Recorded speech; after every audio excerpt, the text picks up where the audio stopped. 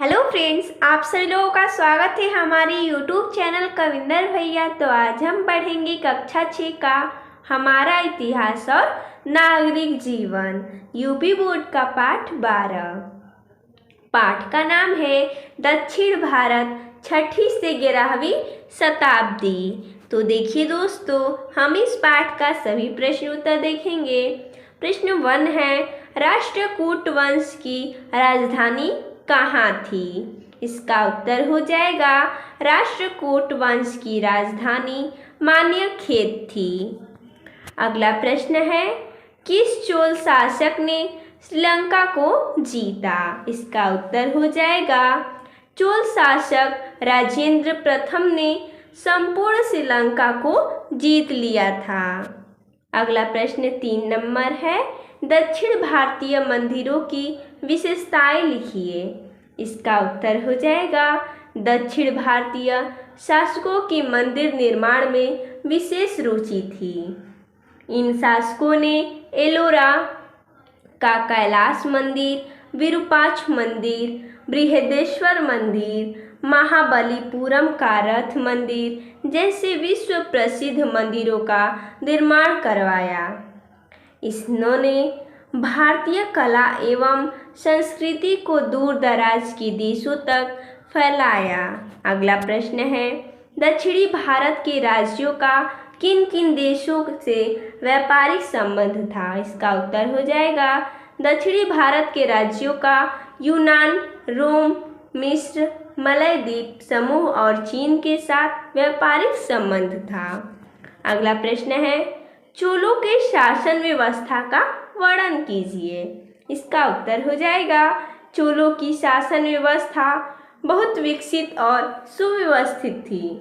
समस्त साम्राज्य को राष्ट्रम कहते थे, प्रांतों को मंडलम, जनपद को नाडु और गांव को कुर्रम कहा जाता था। कुर्रम अपनी बैठकों में समस्याओं का समाधान करते थे। वे सिंचाई के लिए तालाब बनवाते थे, कर वसूलते थे। वे आर्थिक रूप से स्वावलंबी थे। यही से स्थानीय स्वशासन यानी आज से मिलती जुलती पंचायती राज व्यवस्था की शुरुआत हुई।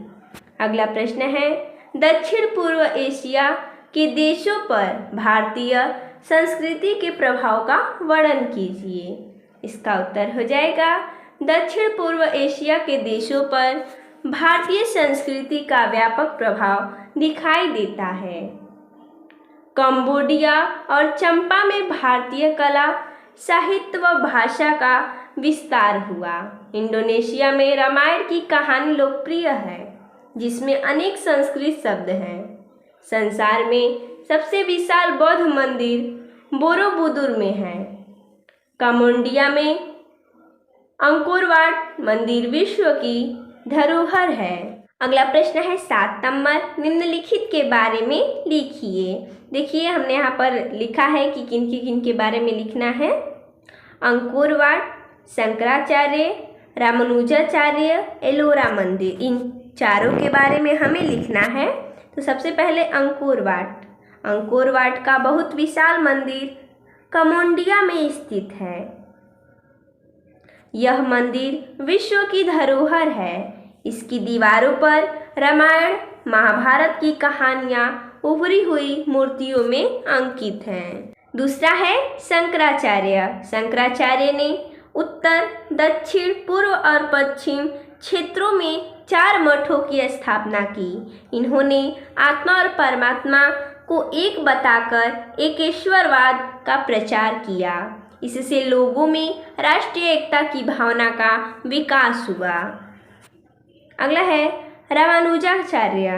11वीं शताब्दी में दक्षिण के संत रामानुजाचार्य ने शक्ति और ज्ञान को ईश्वर प्राप्ति का साधन बताया। अगला है एलोरा मंदिर। राष्ट्रकूट शासक कृष्ण प्रथम ने एलोरा में विशाल चट्टान को काटकर कैलाश मंदिर बनवाया। यह कई मंजिलों वाला है। अगला है रिक्त स्थानों की पूर्ति कीजिए। देखिए, हमने यहाँ पर पूर्ति करके दिखाया है। जैसा कि प्रश्न है, एलोरा का कैलाश मंदिर, यहाँ पर रिक्त स्थान है।